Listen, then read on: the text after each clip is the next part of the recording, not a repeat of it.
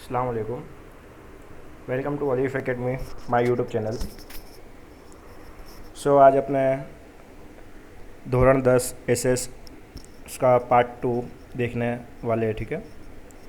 तो इसके पहले लेक्चर में अब तुमने देखा था क्वेश्चन 1 से 4, और ये चैप्टर फिर से मैं आपको बताना चाहता हूँ 3 मार्क्स का है।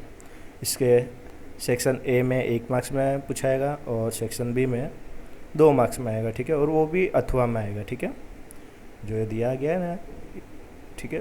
तो ये 2 मार्क्स में, ठीक है, जो स्टार बताया गया वो, और वो अथवा में। स्टार का मतलब ये होगा कि अथवा में आ सकता है, इसका मतलब ये होगा, ठीक है। एक और क्वेश्चन उसका अथवा में। तो आपको 2 क्वेश्चन मिलेंगे। 2 क्वेश्चन में से आपके जो आपको ईजी लगे, जो आपको अच्छा लगे, ठीक है, जो आपको कंफर्टेबल हो, वो आप क्वेश्चन का आंसर लिख सकते हो, ठीक है, एग्जामिनेशन के अंदर। तो अपने एसएस के ये पार्ट 2 में अपने शुरू करते हैं क्वेश्चन 5 से, ठीक है। क्योंकि क्वेश्चन 1 से 4 में अपनों ने इसके पहले वाला जो पार्ट 1 था, ठीक है, उसके अंदर अपनों ने समझा था। और पार्ट 1 में इसमें से आपको जो ना समझ पड़ी हो, ठीक है, अमुक जो भी वर्ड्स है, अमुक जो पॉइंट है, तो आप कमेंट बॉक्स में लिख सकते हो और पूछ सकते हो बिना शर्माए हुए। तो अपने चालू करते हैं क्वेश्चन 5।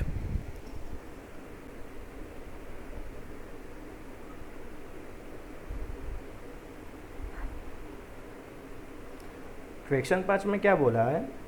પ્રાકૃતિક વારસાના અંગો તરીકે ભૂમિ દ્રશ્યો અને નદીઓનો પરિચય આપો। तो ये क्वेश्चन भी पूछा सकता है प्राकृतिक वारसा वाला, ठीक है। तो इसके अंदर सवाल क्या पूछाया है? भूमि दृश्य के बारे में, और दूसरा सवाल क्या है? नदियों परिचय आपो। तो ये 2 क्वेश्चन अंदर साथ में है। अपने इनको अलग अलग रीत से अपनों ने इसका जवाब लिखा है, तो अपने इसको अलग अलग रीत से समझेंगे। तो पहला अंदर जो दिया गया है अपना क्वेश्चन का आंसर, वो है भूमि दृश्य वाला, और जो दूसरा दिया गया है वो है नदियों वाला। तो अब ये बात रही अपने क्वेश्चन की। अब यही क्वेश्चन ये बोर्ड के अंदर ट्विस्ट करके भी पूछ सकते हैं। ट्विस्ट इसका मतलब ये होगा कि ये दूसरी रीत से पूछ सकते हैं। जैसे कि देखो, दूसरा नीचे दिया गया है क्वेश्चन, प्राकृतिक वारसाना एक अंग तरीके नदियों महत्व समझाओ। अब दूसरे में सिर्फ क्या पूछा है? नदियों महत्व समझाओ। तो तुम्हारे क्वेश्चन में एक को हाईलाइट करना है, एक वर्ड्स को तुम्हारे क्या करना है? हाईलाइट करना है। और वो वर्ड्स कौन सा है? नदियों वाला। तो देखो, ऑब्जर्व करो थोड़ा, ऊपर भी नदियों दिया गया है, इसमें भी नदियों दिया गया है, और इसमें भी नदियों दिया गया है, ठीक है। तो इसके अंदर आपको ये समझना है। और सबसे ज़्यादा घड़ी पड़े रिपीट होने वाला क्वेश्चन यही है, तीसरा वाला, जो अभी हाल में आपको बता रहा हूँ हाईलाइट करके। ભારતની નદીઓ અતિ પ્રાચીન કાળથી આજ दिन સુધી पवित्र लोक माताओं रही છે साथी। तो ये हर बार रिपीट होता है। बैठक क्वेश्चन का आंसर अपने को लिखना है, और हर बार यही बैठक क्वेश्चन रिपीट होता है। तो अपने समझते हैं आगे भूमि दृश्य। तो पहला पॉइंट, सो फर्स्ट, भूमिना विविध आकारों द्वारा सुंदर दृश्यों सर्जे છે। तो ज़मीन के आप लोगों ने देखे होंगे अलग अलग आकार है। कहीं ज़मीन कैसी है, कहीं नीचाण वाले भाग में, ठीक है, अमुक जो जगह है, और अमुक जगह क्या है? हिल स्टेशन, अमुक ऊँचे पर्वत वाले है, ठीक है, अमुक जगह ज़मीन। तो ज़मीन के अलग अलग आकार द्वारा ज़मीन कैसे सुंदर दिखती है। दूसरा पॉइंट, दाखला तरीके इसका उदाहरण दिया गया है। दाखला तरीके हिमालय पर्वत एक भूमि आकार है। तो इन्होंने हिमालय पर्वत को हाईलाइट करा, और इन्होंने क्या बताया है कि जो हिमालय पर्वत है वो भी एक क्या है? ज़मीन का आकार है, ठीक है। चलो आगे देखते हैं। को नेक्स्ट, तेमा बर्फ़ आच्छादित गिरी शिखरों। अब बर्फ़ आच्छादित गिरी शिखरों का मतलब क्या होगा? तो इसके अंदर जो बर्फ़ वाले जो पर्वत है ऊंचे ऊंचे, तो उनको बोलेंगे अपने बर्फ़ आच्छादित गिरी शिखरों। उसके आगे देखते हैं जड़ धरावती नदियों। तो आपने देखा होगा जो 12 मास पानी से भरपूर रहती है नदियों, ठीक है, उनको अपने बोल सकते हैं जड़ धरावती नदियों। उसके बाद देखते हैं वहता झरना, जंगलों, इसके अलावा अमरनाथ, बद्रीनाथ અને केदारनाथ, मानसरोवर। तो आपने सरोवर भी देखे होंगे जो पानी से भरे हुए रहते हैं। जेवा पवित्र तीर्थ धामों, माउंट एवरेस्ट। तो माउंट एवरेस्ट के बारे में आपने सुना होगा, या तो जो इसमें से अभी फर्स्ट पहली बार सुन रहे हैं तो उनको अपने थोड़ा कुछ उनके सीखने के लिए, उनके नॉलेज के लिए खाली मैं बता रहा हूँ। ये जो माउंट एवरेस्ट है ये नेपाल में आया हुआ है, और इसकी जो ऊंचाई है, इसकी ऊंचाई 848 मीटर लगभग है, ठीक है। तो ये फर्स्ट नंबर पे आता है, पहले नंबर पे आता है ऊंचाई की दृष्टि, ऊंचाई के हिसाब से। और दूसरे नंबर पे आता है mount Godwin Austen. Mount Godwin Austen को दूसरे नाम से अपना बोल सकते हैं K2 शिखर, ठीक है। क्या बोल सकते हैं? K2 शिखर। इसकी ऊंचाई कितनी होगी? तो इसकी ऊंचाई होगी 8,611 मीटर लगभग, ठीक है। 8,611 मीटर ऊंचा है, ठीक है, ये वाला पर्वत। उसके अलावा देखते हैं नंदा देवी जो भूमि दृश्य आवेला है। तो भूमि के अपने ज़मीन के ऊपर ये सब चीज़ें अपने को देखने मिलती है, ये सब जो भी दी गई है ये सब चीज़ों का समावेश होता है। इसके बाद वाला टॉपिक देखते हैं भूमि दृश्य સદીઓથી ભારતના લોકજીવન, વ્યવસાય, રહેણી કરણી, આચાર વિચાર वगैरह पर सारी असर करी है। तो ये तो पहले से ही अपने देखते आ रहे, ठीक है, कि जो भूमि दृश्य है ज़मीन की मदद से ये अपना लोक जीवन है, व्यवसाय है, रहनी करनी है, आचार विचार है, ये सब पे अच्छी असर अपने को देखने मिली है, ठीक है। किसके द्वारा? ज़मीन द्वारा, प्राकृतिक वारसा द्वारा, ठीक है। आगे देखते एक और हिमालय पर्वत સદીઓથી ભારતની પ્રજાના વારસાનો એક જ ભાગ છે। तो जो हिमालय पर्वत है, अपने बात करते हैं कुटुंब की, उदाहरण तरीके, तो कुटुंब के कैसे सब मेंबर होते हैं, सब एक दूसरे से जुड़े हुए होते हैं, ठीक है। तो वैसे ही हिमालय पर्वत भी क्या है, ये प्राकृतिक वारसा से जुड़ा हुआ है। बहुत टाइम से ये प्राकृतिक वारसा का क्या है, एक भाग है, ठीक है, हिमालय पर्वत। उसके बाद देखते हैं आम आर्योना समयથી જ પર્વતો पवित्र અને पूजनीय बनिया છે।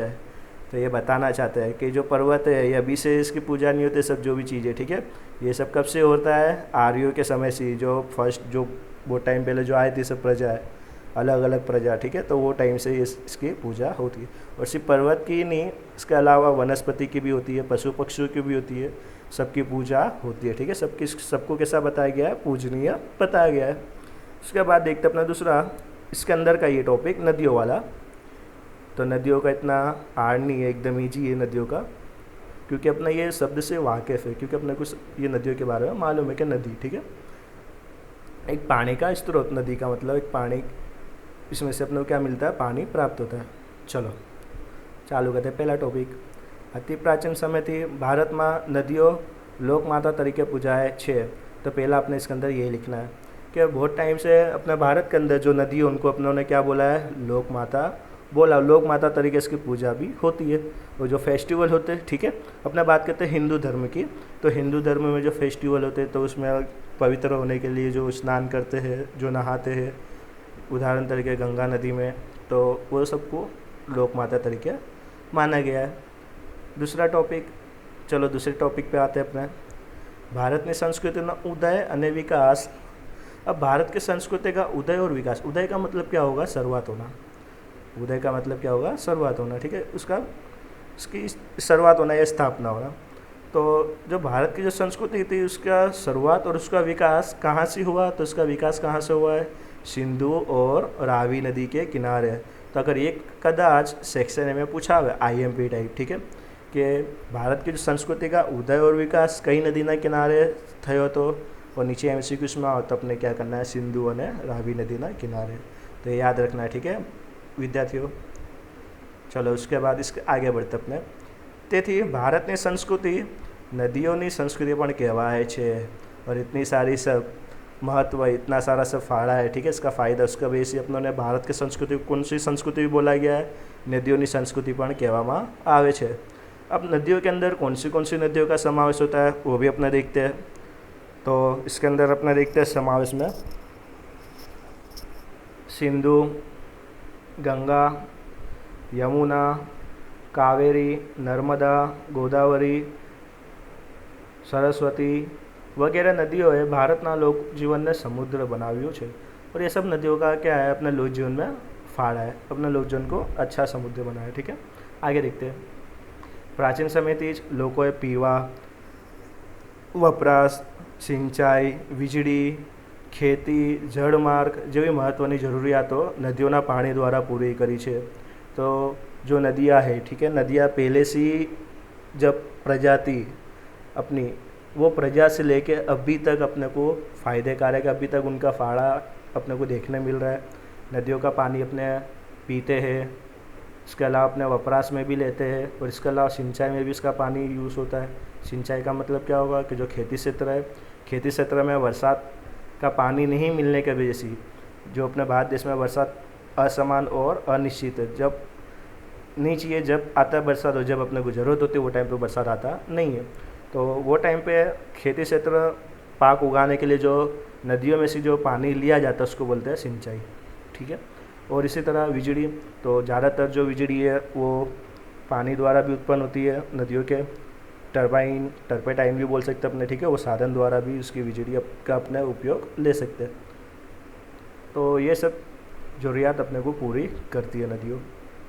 इसके आगे देखते हैं।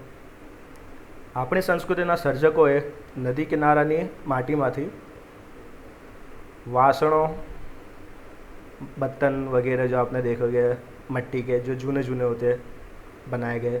इसके अलावा लिम्पण का मतलब क्या होगा, ठीक है। तो लिम्पण में क्या होगा कि ये जो है मिट्टी और जो गाय का जो छाण बोलते हैं अपने, वो दोनों मिला के पहले के टाइम पे इन लोग जो घर की जो दीवारें होती थी उस पर ये लगाते थे। जो मिट्टी होती थी इनसे अपना देखने जाता, अब ये हाल की बात अगर अब देखना है तो अपना हाल के हिसाब से प्लास्टर जो बोलते हैं, ठीक है, घरों की दीवारों पे जो होता है। तो पहले के टाइम पे इसको लिम्पण बोलते थे। लिम्पण में क्या होता था, तो मिट्टी और मिट्टी के अंदर क्या मिलाते थे, गाय का छाण, ये दोनों मिला के ये घर की दीवारों पे लगाते थे, तो उसको बोलते हैं लिम्पण। आगे देखते हैं। मकानों અને રમકડા બનાવ્યા હતા। तो पहले के टाइम पे ये सब चीज़ें देखने मिलती थी। आम नदीए अपना जीवन ने सरल बनाव्યું છે और बहुत सारी चीज़ों की वजह से अपना जीवन सरल बनाए, ठीक है। नदियों की ऐसी बहुत सारी चीज़ें जिसकी वजह से जिसके फ़ायदे बहुत सारे, जिसकी वजह से अपना जीवन अभी सरल बनाए। अति प्राचीन समयથી આજ દિન સુધી ભારતની સંસ્કૃતિના ઘડતરમાં અને સાંસ્કૃતિક વારસાને સમૃદ્ધ બનાવવામાં નદીઓએ મહત્વપૂર્ણ ભાग ભજવ્યો છે। तो इसमें इस वाले टॉपिक में भी अपने तारीफ़ ही करनी है नदियों की, क्योंकि क्वेश्चन ही तारीफ़ी वाला है, अंदर बताना पूरा, ठीक है, सब फायदे इसके। તેથી ભારતની નદીઓ અતિ પ્રાચીન કાળથી આજ दिन સુધી पवित्र लोक माताओं रही है। कुछ हाईलाइट हुआ यहाँ पे लास्ट वाले में अपनों ने क्या लिखा, तो लास्ट वाले में अपनों ने क्या लिखा जो पहले क्वेश्चन में दिया था, देखो अब याद आया होगा। भारतની नदियों अति प्राचीन कालથી आज दिन સુધી लोक माताओं रही है। साथ ही ये क्वेश्चन पूछाया था, तो अपने ने इसका ही जवाब क्या करा, पूरा जवाब लिखा और इसका सवाल का जवाब अपनों ने यहाँ पे घुमा के लिख दिया कि इस तरह लिखा। તેથી ભારતની નદીઓ અતિ प्राचीन कालથી आज दिन સુધી पवित्र लोक माताओं रही है। चलो अपने देखते हैं नेक्स्ट क्वेश्चन। प्राकृतिक वारसाના અંગો તરીકે વનસ્પતિ जीवन અને वन्य जीवनનો परिचय આપો। जैसे कि अपनों ने पांचवा क्वेश्चन समझा था कि पांचवे क्वेश्चन में क्या बोला था, भूमि दृश्यों और नदियों। अब इसी तरह अगर ये पूछा हुआ कि प्राकृतिक वारसा का वनस्पति जीवन और वन्य जीवन के बारे में परिचय आपको, तो बहुत इजी है, घबराने की कोई ज़रूरत नहीं है, क्योंकि ऐसे इजी सब्जेक्ट है, बराबर, इतना हार्ड नहीं है, खाली समझना है अपने अच्छे से। वनस्पति जीवन का मतलब क्या होगा, तो जो झाड़ वगैरह सब है वो उनको अपने क्या बोलेंगे, वनस्पति, ठीक है, अलग अलग तरह के जो झाड़ है।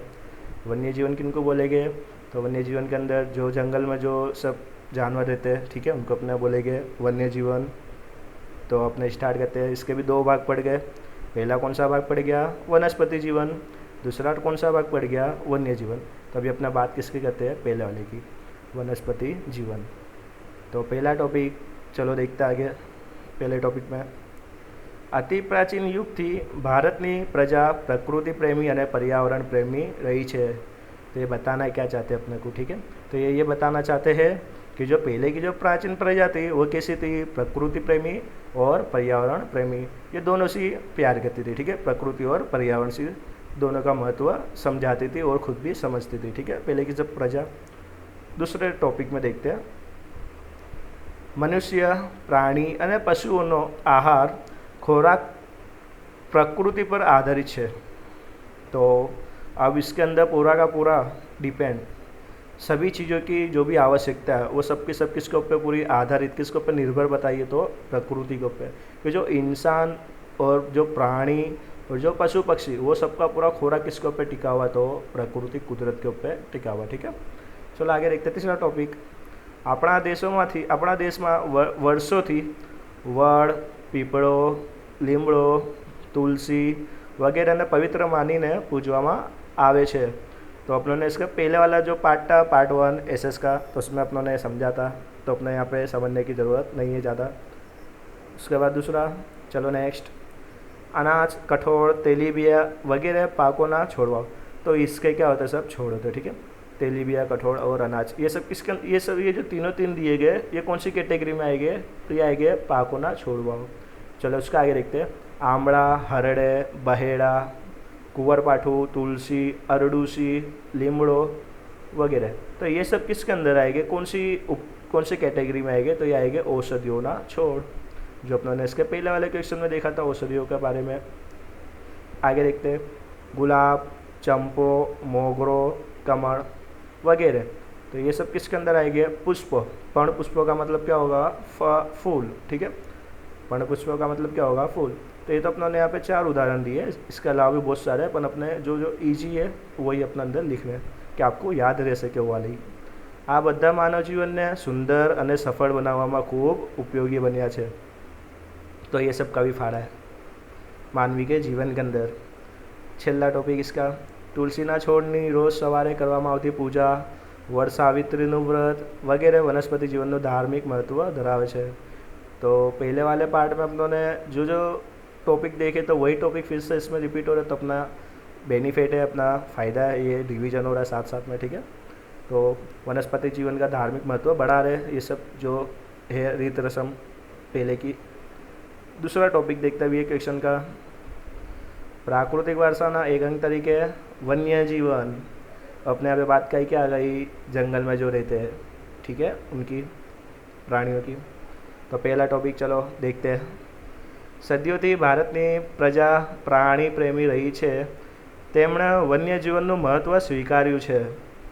तो पहले की जो प्रजातियों प्रकृति प्रेमी पर्यावरण प्रेमी तो थी, ठीक है, बराबर। अब उसके अलावा भी क्या है, तो उसके अलावा प्राणी प्रेमी भी है और वन्य जीवन का महत्व समझती थी, ठीक है ना, पहले वाली जो प्रजाति। दूसरी लाइन देखते हैं अपने, हाथी। अब सब देख के खुश नहीं हो जाना है, सब नाम है, क्योंकि ये सब आप सभी ने देखा होगा बच्चों, पहली दूसरी तीसरी पढ़ते ही आए, खाली नाम रिवीजन करना है। तो फिर से रिपीट किया था, हाथी, गेंडो, चीतो, वाघ, वरु, रीछ, सिंह, हरण, शियाળ, ससला, अजगर, सांप, नाग, नोड़िया वगैरह अनेक प्राणियों है भारत ने संस्कृति ने वैविध्यपूर्ण बनाई है। और जानवरों का भी तो इसके अंदर होगा ना कुछ फाड़ा, बराबर। तो इसके अंदर सब जो भी अलग अलग तरह के अलग अलग जाति के जो भी अपने जंगल में प्राणी देखने मिलते हैं, तो उन्होंने भी अपने भारत की संस्कृति को वैविध्य सभर बनाया है, क्योंकि अपने भारत देश के अंदर सभी प्रकार की सभी प्रजाति के वन्य जीव देखने मिलते हैं, जो कि बाहर के जो देश है विदेश में नहीं देखे जाते हैं, तो नहीं पाए जाते हैं। आगे देखते हैं एक और टॉपिक, विश्व में एशियाई सिंहो मात्र गुजरातना गीरना जंगलों में जोवा मळे छे। यहाँ पे तारीफ ही कर दी अपने भारत की कि विश्व के जो एशियाई सिंह है वो सिर्फ और सिर्फ कहाँ पे देखे जाते हैं, कहाँ पे पाए जाते हैं, तो सिर्फ गुजरात के गिर जंगल में देखे जाते हैं, ठीक है। चलो आगे देखते हैं एक और, लोगों वाघ, मोर, मगर, गरुड़ वगैरह वन्य जीवों ने देव देवीओं वाहन तरीके स्थान आप्યું છે। तो अपनी जो संस्कृति है बहुत प्राचीन है संस्कृति, आर्य द्रविड़ ये सब जो थे पहले की प्रजा, इन्होंने सबको देव देवियों समान माना था, इन्होंने सबको माता पिता समान जो बोलते हैं देव देवियों समान माना था, और इन्होंने वाहन भी माने थे, ठीक है। ऐसे कि जो वाघ है, वाघ को भी इनकी जो देवी है, देवी का एक तरह का वाहन इन्होंने माना था। प्राणियों सुरक्षा माटे कायदा बनाव्या छे, તેમજ તેમના જતન અને અભયારણ્યો અને રાષ્ટ્રીય ઉદ્યાનો બનાવ્યા છે, जो प्राणियों की सुरक्षा के लिए, क्योंकि प्राणियों की दिने दिन पे प्रजा है जो जाति है वो क्या हो रही है, मर रही है, कम हो रही है, लुप्त हो रही है। तो उसको ध्यान में रखते हुए सरकार ने कायदे बनाए और उनको जतन और उनके रक्षण के लिए सरकार ने अभयारण्य बनाए। अभयारण्य और राष्ट्रीय उद्यान में क्या होगा, तो जो प्राणी है प्राणी का रक्षण, उनको सुरक्षा पूरी पाई जाएगी, ठीक है। तो अपने ये इतना ध्यान रखना, ये आगे आएगा, आगे आने वाले चैप्टर में दोनों दो अभयारण्य और राष्ट्रीय उद्यान। छेल्ला टॉपिक देखते हैं, भारतना बंधारण है अपनी राष्ट्रमुद्रा। राष्ट्रमुद्रा का मतलब क्या, पैसे, ठीक है। तो तो अपने जो पैसों के अंदर अपनों ने देखा होगा 4 C। अब तुम बोलते कि सर तुम 4C बोलते, अपन दिखते 3 हैं। अब वो 4 ही है एक्चुअली, उसके अंदर क्या है, जो 1C है वो हमेशा छुपा हुआ रहता है। इसका मतलब 3C दिखते हैं अपने को, और 1C क्या होता है, हमेशा पीछे बाजू रहता है, इसके लिए अपने को दिखता नहीं है। उसका आगे घोड़ो અને બળદની આકૃતિને સ્થાન આપીને વન્યજીવોનું गौरव વધાર્યું છે। तो इसका मतलब ये यूँ हो रहा है, ये यूँ बोलना चाहते हैं कि अपने भारत के बंधारण ने क्या करा कि जो वन्यजीव के अमुक आकृति, अमुक जो उनके सी, घोड़ो, बढ़त, वो सबके आकृति, उमेर की आकृति डाल के ने अपने वन्यजीव का गौरव बढ़ा रही है, ठीक है, या तो बढ़ाया है। अब तक का अपनों ने जो देखा समझा वो था प्राकृतिक वारसा, और अपने समझने जा रहे सांस्कृतिक वारसा। सांस्कृतिक वारसा का मतलब क्या होगा, मानव सर्जित वारसा, इंसान द्वारा। जबकि जो अपनों ने जितना भी देखा वो सब क्या था, प्राकृतिक वारसा, कुदरत द्वारा। तो सांस्कृतिक वारसा का भी क्वेश्चन अगर पूछा तो इस तरह पूछा सकता है, भारतना सांस्कृतिक वारसाનો ખ્યાલ આપો, या तो अथवा भारतना सांस्कृतिक वारसाમાં समाविष्ट थती बाबतों विषय लखो। तो इसमें भी कुछ इतना है नहीं, खाली अपने समझते इसमें फटाफट। सांस्कृतिक वारसो એટલે मानव सर्जित वारसो। मानव सर्जित वारसो का मतलब क्या होगा, इंसान द्वारा जो बना होगा उसको बोलेगा मानव सर्जित वारसो। मानवीए પોતાની બુદ્ધિશક્તિ, જ્ઞાન, આવડત અને કલા કૌશલ્ય વડે જે કાંઈ સર્જાયું છે કે મેળવ્યું છે, ये सब जो वर्ड्स दिए गए, ठीक है, ये सब वर्ड्स के बारे में अपनों ने पार्ट 1 में समझ लिया था पूरा कि किसका मीन्स क्या होता है। तो यहाँ पे अपने समझने की ज़रूरत नहीं है ज़्यादा। तो जो पहले के जो मानवी थे उन्होंने खुद की बुद्धि, ज्ञान, कला, कौशल्य, आवड़ द्वारा जो भी बनाया या तो जो भी पाया, ठीक है, तो उसको क्या बोलेंगे, सांस्कृतिक वारसो। एक लाइन में है और ये कदाच पूछा हुआ है, प्राकृतिक वारसो या तो सांस्कृतिक वारसो, तो अपने को आना चाहिए।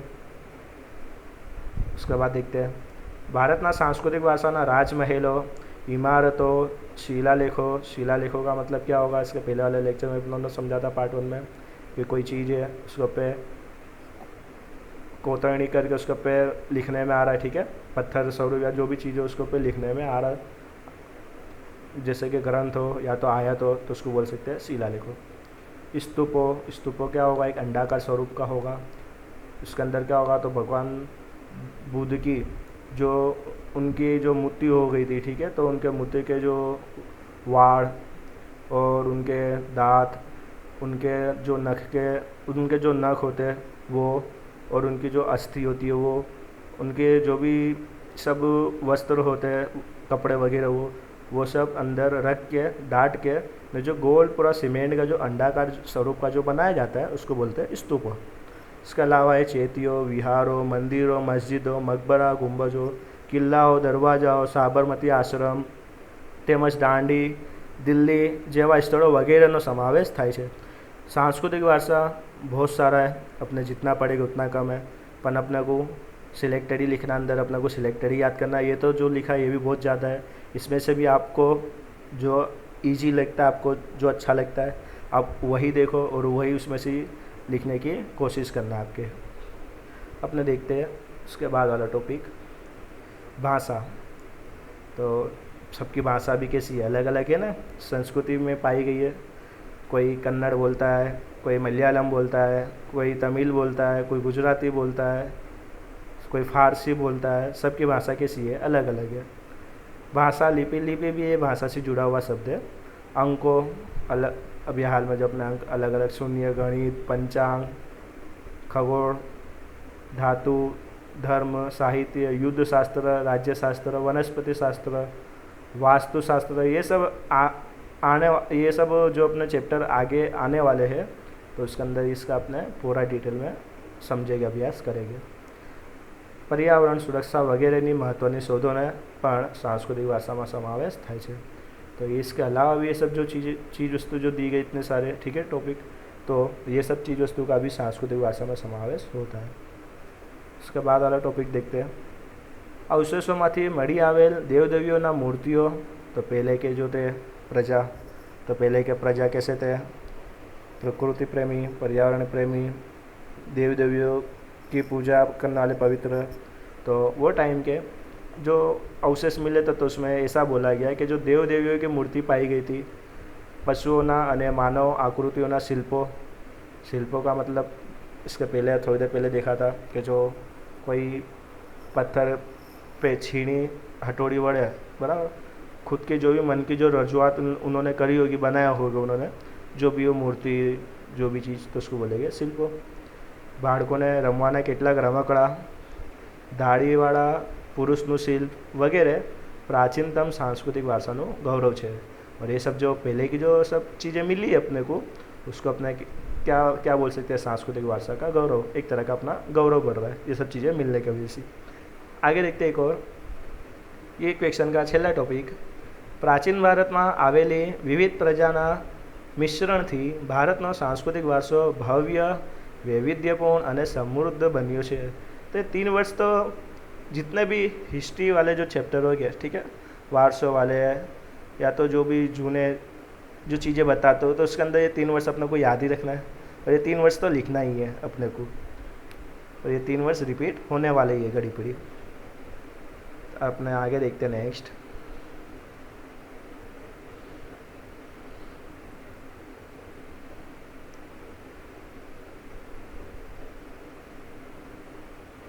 नेक्स्ट देखते हैं, प्राकृतिक और सांस्कृतिक वारसा बच्चे तफावत समझाओ। अब अपनों ने ये वाला क्वेश्चन क्यों लिया, क्योंकि अपनों ने प्राकृतिक वारसा देखा पूरा, उसका अपनों ने समझा, ठीक है। उसके बाद अपनों ने समझा सांस्कृतिक वारसा का अभी जस्ट जो अपनों ने जो सवाल आप समझे, तो तुम्हारे को ये दोनों का डिफरेंट मालूम पड़ गया हो, इसके वजह से अपनों ने ये तफावत अभी अपने समझ रहे। आप सभी को दोनों का तफावत मालूम पड़ सके इसके अंदर। तो ये पूछा हुआ है 2 मार्क्स में, तो अपने को आना चाहिए, अपने को आ सकता है। 2 मार्क्स में पूछा है तो देखो अपनों ने कितने टॉपिक बनाए हैं, अंदर 4 टॉपिक बनाए हैं, 1 2 3 4 क्रम। पहला क्या लिखा अपनों ने, प्राकृतिक वारसा, दूसरा सांस्कृतिक वारसा। तो स्टार्ट करते हैं। तो लिखना क्या है, भारतना प्राकृतिक वारसा में ऊंचा पर्वतों, जंगलों, झरना, नदियों, सागरों, विशाળ फળદ્રુપ मैदानों, ऋतुओं, वेलाओं, पर्णपुष्पों, जीवजंतु वगैरह समावेश थाय छे। जो कि अपनों ने पार्ट 1 में पहले जो भाग था उसके अंदर अपनों ने जो समझा था पूरा, वही पूरा का पूरा कॉपी पेस्ट मारा है, ठीक है, इसके अंदर। जबकि अपने सांस्कृतिक वारसा में क्या लिखना है, तो अभी जो अपनों ने समझा था पूरा वही का पूरा वही इसके अंदर लिखना है।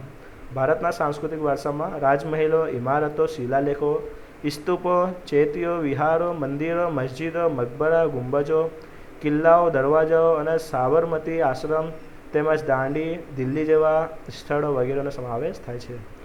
तो तुम्हारे इसके अलावा भी और लिखना हो तो लिख सकते हो, ताजमहल है, कुतुब मीनार है, बहुत सारे है, ठीक है।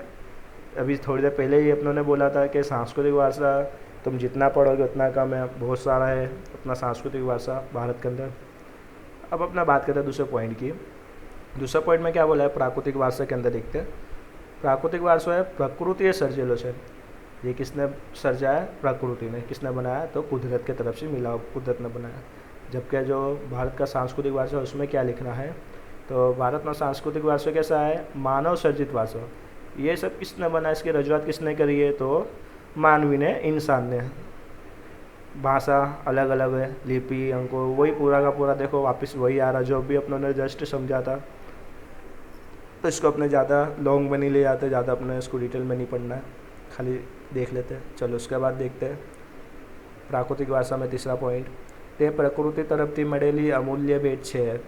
अमूल्य भेट का मतलब अपनों ने पार्ट 1 में देखा था कि जिसका कोई मूल्य ना हो, मूल्य चुका ही ना पाता हो, उसको बोलेगा अमूल्य। तो कुदरत ने अपने को कैसी भेट दी है, अमूल्य। अपने कुदरत का अपना कोई मूल्य चुका सकते नहीं है, ठीक है। चलो उसके बाद है सांस्कृतिक वारसो, ते पूर्वजों तरफथी मळेली अमूल्य भेट छे।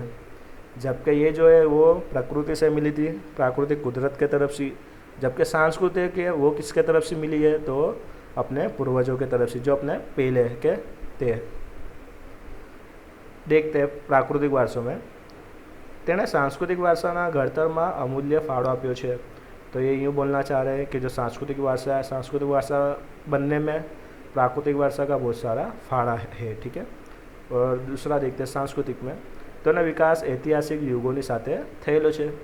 तो ऐतिहासिक युग के टाइम का हुआ उनका विकास, और पहले के टाइम पे युग अलग अलग तरह के होते थे। पाषाण युग होता था, सम्राट युग होता था, सल्तन काल युग होता था, बहुत सारे अलग अलग तरह के युग होते थे। और धीमे धीमे जैसे जैसे टाइम गया वैसे धीमे धीमे क्या हुआ, संस्कृति का विकास होते गया और संस्कृति बनने लगी, अलग अलग प्रजा अलग अलग जो थे उनके वजह से।